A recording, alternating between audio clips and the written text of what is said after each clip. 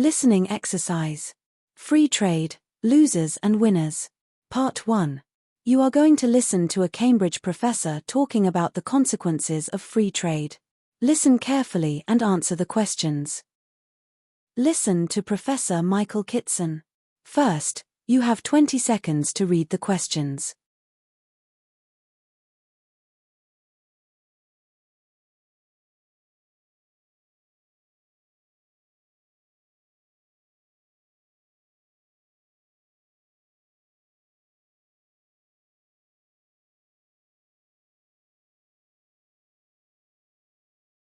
I think I would argue that many economists favour free trade and some governments see the problems with free trade under certain circumstances.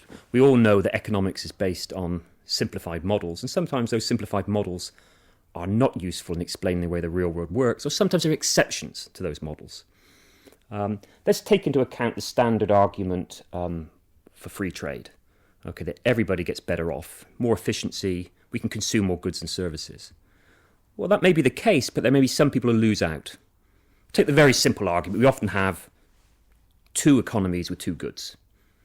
Okay, and we simplify and then we extend. So say we've got two economies with two goods. We've got a developed country producing computers and cloth, and we have an underdeveloped country that's trying to produce computers and cloth.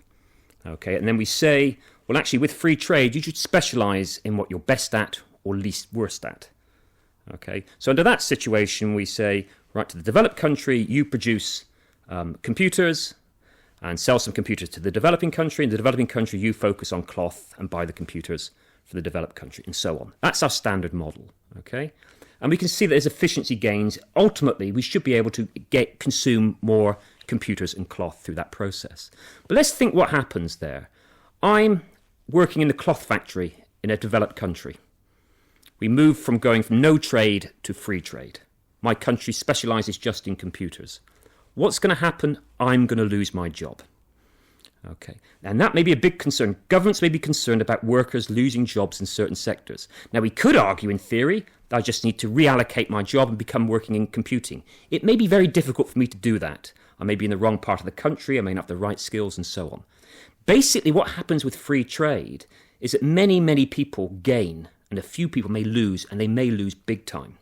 And if we're concerned about those people, we may want to have some transition process. We may be concerned about unfettered free trade.